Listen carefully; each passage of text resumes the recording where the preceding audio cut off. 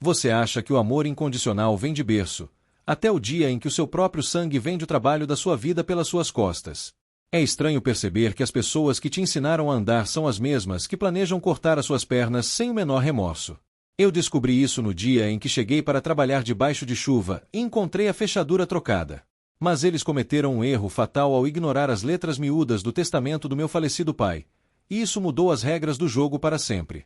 O cheiro de farinha e fermento foi o único abraço sincero que eu recebi durante a minha juventude inteira. A nossa padaria familiar era o centro do mundo da minha mãe e do meu irmão mais velho, o Fernando. Mas enquanto o Fernando era tratado como o gênio criativo que desenhava logotipos inúteis no escritório com ar-condicionado, eu era o burro de carga que mantinha tudo de pé. Lembro de uma véspera de Natal extremamente quente. Eu tinha 17 anos e estava com os braços marcados por queimaduras das assadeiras industriais, trabalhando há quase 18 horas seguidas para dar conta de todas as encomendas. A minha mãe entrou na cozinha de supetão, não para me trazer um copo de água ou perguntar se eu precisava de descanso. Ela entrou para me pedir dinheiro vivo do caixa. O Fernando precisava levar a namorada para jantar em um restaurante de luxo e o cartão dele tinha sido recusado. Eu tirei o avental encharcado de suor, peguei o dinheiro que eu tinha economizado das minhas próprias gorjetas de fim de ano e entreguei para ela. Ela sorriu de forma cínica, disse que o Fernando tinha um futuro brilhante e que a família precisava investir nele. Eu engoli o choro calado e voltei para o forno em chamas. A ilusão tóxica de que um dia eles viriam o meu valor era a única coisa que me mantinha de pé. Eu deveria ter percebido a verdade sombria muito antes disso tudo explodir. Quando meu pai adoeceu e o movimento da rua caiu, a padaria quase faliu. Fui eu quem renegociou as dívidas com os fornecedores, quem dormia em um colchonete rasgado no estoque para poder começar a sovar a massa às 3 da manhã. E foi exatamente nessa época obscura que o primeiro grande golpe aconteceu. Uma quantia enorme sumiu da conta jurídica da empresa da noite para o dia. Eu entrei em pânico absoluto. Achei que tínhamos sido vítimas de um crime cibernético. Passei dias em ligações infinitas com o gerente do banco. Até que a minha mãe me chamou no canto e, com uma naturalidade que me deu arrepios, confessou que tinha transferido dinheiro para o Fernando abrir uma agência de marketing que nunca sequer saiu do papel. O dinheiro dos boletos. O dinheiro do aluguel das máquinas. Eu fiquei em estado de choque. Quando eu perguntei com os olhos cheios de lágrimas como pagaríamos as contas, ela me olhou com uma frieza de dar nojo e disse que eu daria um jeito porque eu sempre fui o forte da casa. E o pior de tudo é que eu realmente dei. Eu perdoei cegamente. Eu trabalhei o triplo, contraí um empréstimo abusivo no meu próprio CPF e salvei o negócio da família. Fui cego pela palavra família. O fundo do poço não faz barulho quando você cai. Ele apenas te engole em um silêncio assustador. Era uma terça-feira de manhã de uma tempestade horrível. Eu estacionei o meu carro velho na frente da padaria e notei que a placa iluminada com o nosso sobrenome não estava mais lá. A porta de aço estava trancada.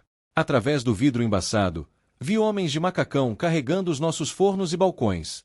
O meu coração disparou contra as costelas. Eu bati no vidro até os meus nós dos dedos começarem a sangrar misturados com a chuva. Foi quando a minha mãe e o Fernando saíram de um carro importado estacionado confortavelmente do outro lado da rua. Eles caminharam até mim debaixo de guarda-chuvas enormes, enquanto eu estava tremendo e completamente encharcado. Eu perguntei gaguejando o que estava acontecendo. O Fernando sorriu, aquele sorriso sujo de quem acabou de ganhar na loteria enganando alguém. Ele cruzou os braços e disse que eles tinham vendido a marca e os equipamentos para uma rede gigante de supermercados. A minha mãe olhou nos meus olhos, e com a voz mais mansa e sádica do mundo, disse que eu deveria agradecer aos céus. Ela disse que o Fernando negociou como mestre, e que agora eles tinham dinheiro para se mudar para a capital e investir no verdadeiro talento dele. Quando eu perguntei sobre mim, sobre o meu emprego que sustentava a casa, sobre os meus 10 anos de sacrifício diário, ela simplesmente suspirou com tédio. Ela disse que eu era apenas um padeiro qualquer, que eu não tinha visão de negócios ou futuro, e que eu deveria procurar emprego na rede que comprou as nossas máquinas para limpar o chão. O frio daquela chuva penetrou diretamente nos meus ossos. Eles entraram no carro aquecido e me deixaram ali, sozinho na calçada, olhando para o nada absoluto. A dor dilacera a sua alma nos primeiros dias. Você não consegue comer. Você não consegue dormir. Você apenas encara o teto manchado do seu quarto, tentando entender como as pessoas que deveriam te amar conseguem te descartar como um lixo radioativo. Mas então, a tristeza secou completamente e deu lugar a uma clareza racional e absoluta. Eu fui até o antigo escritório empoeirado do meu pai na casa da minha tia para buscar as minhas anotações.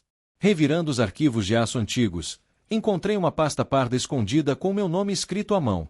Dentro dela, havia os documentos originais do imóvel da padaria. O meu pai sabia o tempo todo. Ele sabia exatamente quem a minha mãe e o meu irmão eram por trás das máscaras.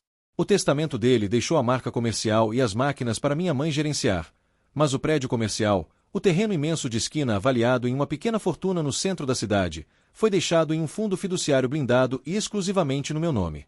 A minha mãe e o meu irmão venderam a marca e os equipamentos para a rede de supermercados, mas eles não tinham o direito ou o contrato de locação do prédio.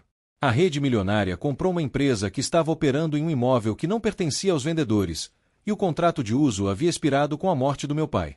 Um sorriso lento, frio e calculista tomou conta do meu rosto. A minha dor evaporou no mesmo segundo. Eu não liguei para gritar. Eu não fiz nenhum barraco emocional. Eu simplesmente contratei o advogado imobiliário mais implacável e burocrático que eu pude encontrar na região. Em menos de uma semana, a direção da rede de supermercados recebeu uma notificação oficial de despejo imediato com uma multa astronômica por uso indevido e ocupação ilegal do espaço. Quando os advogados corporativos da rede descobriram que a minha mãe e o meu irmão venderam um negócio garantindo falsamente em contrato que o ponto comercial estava incluído de forma vitalícia, o inferno burocrático começou para eles. Eu vendi o prédio comercial por um valor extremamente justo para uma construtora honesta que queria fazer um estacionamento, e simplesmente sumi do mapa para sempre. Troquei de número de telefone, apaguei todas as minhas redes sociais e cortei qualquer laço com o passado. Com o dinheiro da venda, eu não comprei carros de luxo nem mansões vazias para ostentar. Eu me mudei para uma cidade pequena e pacata no litoral sul do estado. Comprei uma casa simples com um quintal grande e ensolarado e abri um café artesanal de bairro. Hoje, alguns anos depois de todo aquele pesadelo, eu acordo todos os dias com o barulho suave das ondas. Conheci uma mulher maravilhosa que ama o cheiro de café passado e pão fresco de manhã cedo. Nós casamos e temos uma filha pequena e risonha. A minha vida é silenciosa, rotineira e absolutamente perfeita. O verdadeiro sucesso não é sobre ter milhões na conta bancária, é sobre dormir profundamente em paz sabendo que não tem ninguém na sala ao lado planejando te apunhalar pelas costas. Enquanto a minha vida florescia na mais profunda tranquilidade, a deles desmoronou brutalmente sob o peso da própria ganância e arrogância. A rede de supermercados processou a minha mãe e o meu irmão por fraude contratual e estelionato. O dinheiro inteiro da venda da padaria foi bloqueado judicialmente antes mesmo que eles pudessem comprar a tal passagem para a capital. O Fernando nunca conseguiu abrir a empresa imaginária dele. Sem o dinheiro fácil caindo na conta e enfrentando processos criminais esgotantes, a esposa mimada dele pediu o divórcio imediatamente e levou metade do pouco que ainda não estava bloqueado pela justiça. Hoje, o intocável filho de ouro trabalha como atendente de telemarketing em turnos punitivos da madrugada, morando de aluguel em um apartamento minúsculo e com as paredes úmidas. A minha mãe, que sempre se achou a rainha intocável da alta sociedade local, foi obrigada a morar com ele na sala desse apartamento. Eles estão afundados em dívidas impagáveis com honorários de advogados de defesa. A reputação deles na nossa antiga cidade foi varrida do mapa. Ninguém atende às ligações da minha mãe para pedir favores, ninguém convida ela para os almoços de domingo. Eles não estão nas ruas mendigando. Eles estão em um castigo muito pior. Eles estão presos um ao outro, em uma vida amarga e sufocante, vivendo de migalhas, frustrações diárias e puro rancor. O universo realmente tem um senso de humor muito peculiar. Ontem de manhã, enquanto eu preparava o café da manhã na minha cozinha ensolarada para minha esposa, abri a minha caixa de e-mails antigos apenas por curiosidade para procurar uma receita velha. Havia uma mensagem não lida do Fernando. Um texto longo, patético e desesperado, cheio de erros de digitação e autopiedade. Ele implorava por um empréstimo. Dizia que a mãe estava com problemas de pressão, que o aluguel do apartamento estava atrasado há 3 meses, que ele tinha se arrependido amargamente de tudo e que a família precisava se unir novamente para superar os obstáculos. Ele apelou desesperadamente para as nossas memórias de infância e para o nome do nosso pai. Eu li cada palavra daquela tela. Eu não senti raiva. Eu não senti pena. Eu não senti absolutamente nada no meu peito. Era como ler a correspondência enviada para um completo estranho. Eu olhei pela janela da cozinha. Vi a minha filha brincando na grama do quintal sob o sol da manhã enquanto a minha esposa sorria para mim. Eu cliquei no botão de excluir. Bloqueei o remetente para que ele nunca mais ocupasse espaço no meu servidor. Fechei o computador e fui tomar o meu café em paz com a minha verdadeira família. Algumas pontes precisam ser queimadas até as cinzas para que os monstros não consigam te seguir para o outro lado. Se você chegou até aqui, muito obrigado por acompanhar essa história. Não se esqueça de curtir o vídeo, se inscrever no canal e deixar nos comentários o que você achou da atitude final do protagonista. A paz é o nosso bem mais valioso.